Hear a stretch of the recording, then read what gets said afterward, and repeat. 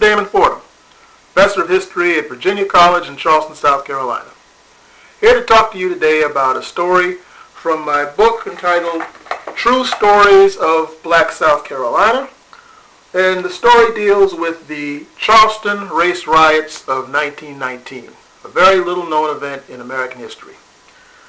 Very recently, in his excellent documentary, African Americans, Many Rivers to Cross, the Professor Henry Louis Gates told the story of the Red Summer of 1919, a series of race riots which took place throughout the United States. And he mentioned that the first one of these began in Charleston, but he didn't go into detail about what happened in Charleston that time. Many people today who are familiar with Black American history can tell you a little bit about the Black Wall Street Tulsa Massacre of 1921. That story is told in a couple of really excellent books. One of them is Death in the Promised Land by Scott Ellsworth, and another is The Burning by Tim Madigan. And there was the Rosewood Massacre in Florida of 1923. That is told in a movie called Rosewood, as well as an excellent book called Like Judgment Day by Michael D'Orso. But here's the lesser-known story of the Charleston race riot of 1919. On the night of May the 10th, 1919, a group of white sailors from the local Navy Yard were down at King and George Street, which is in the lower part of downtown Charleston. And they paid a young black man $20 to buy some bootleg liquor for them.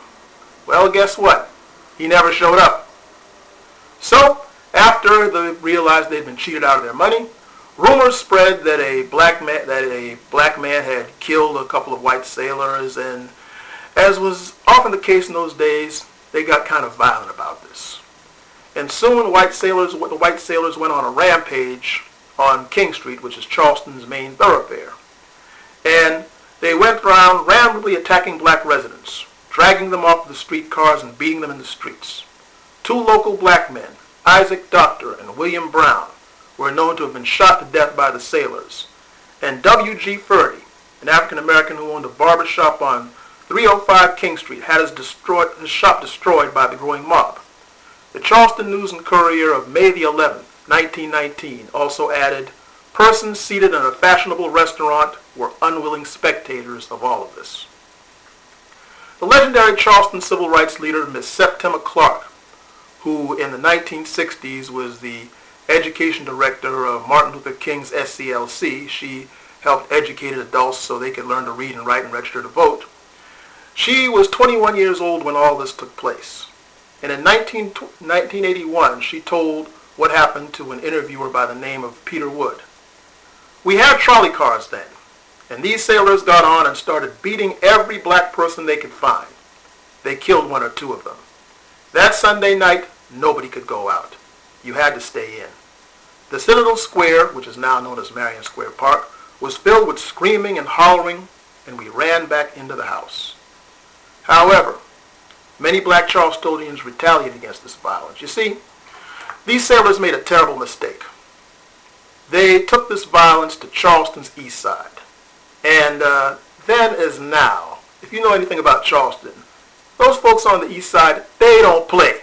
And they didn't back then either. James Holloway, who was a local black resident, told an interviewer by the name of Augustus Ladson some 20 years later this following story.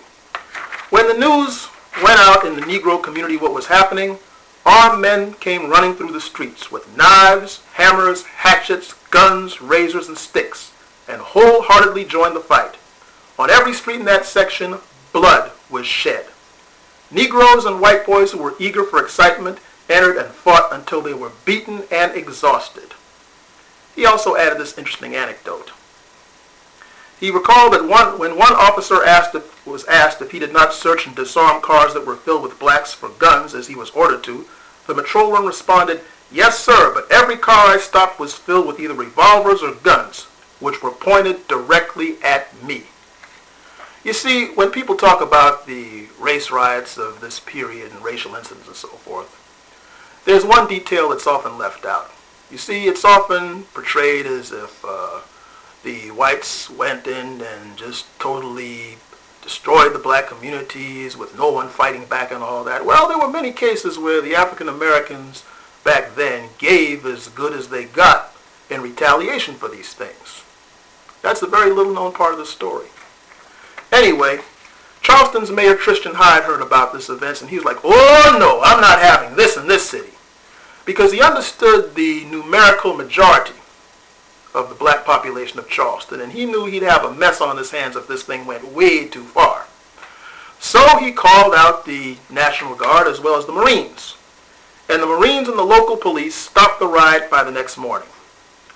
Well, not too long after that, several black organizations, the Interdenominational Ministerial Union, along with the Charleston branch of the NAACP, which included Edwin Harleston of the city's Harleston Bowes Funeral Home, Benjamin Cox, the principal of the Avery Institute, a black private school in Charleston, as well as Miss Susan Dart Butler, the founder of the Dart Library for Negroes in Charleston, which still operates, by the way. They met with Mayor Hyde to discuss the riot. They demanded black policemen in Charleston, compensation for blacks who lost property in the riot, punishment of the sailors, and a biracial committee to prevent that kind of violence in the future. Well, Mayor Hyde agreed to many of these demands. The murderers of William Brown and Isaac Doctor were caught and persecuted. The black businesses were recompensated for the riot, and an interracial committee was formed. But Charleston did not get black policemen for another 30 years. However, this whole idea brings up a number of interesting things. You see, first of all, this was kind of the beginning of the modern civil rights movement in Charleston and provided it with one of its first victories after the Reconstruction era. And of course, this was the foundation of the movement that was to come that would eventually put an end to segregation. Secondly, when we think of this period, it's important to consider that today you still have racial violence, as at the time that I'm filming this, near the end of the year 2014, you have the recent acquittals of policemen in the assaults and killings of young African American men. But what's interesting is that in 1919 at Marion Square Park in Charleston, you had that violence going on. So recently, some 95 years later,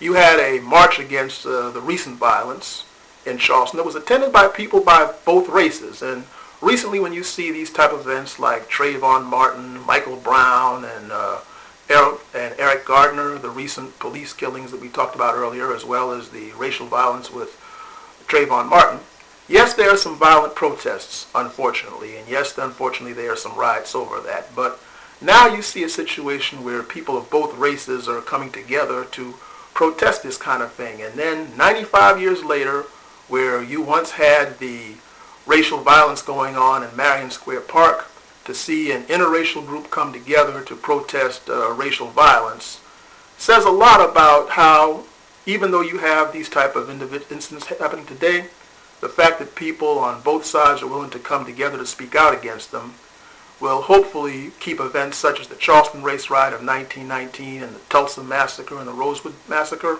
in the history books where they belong.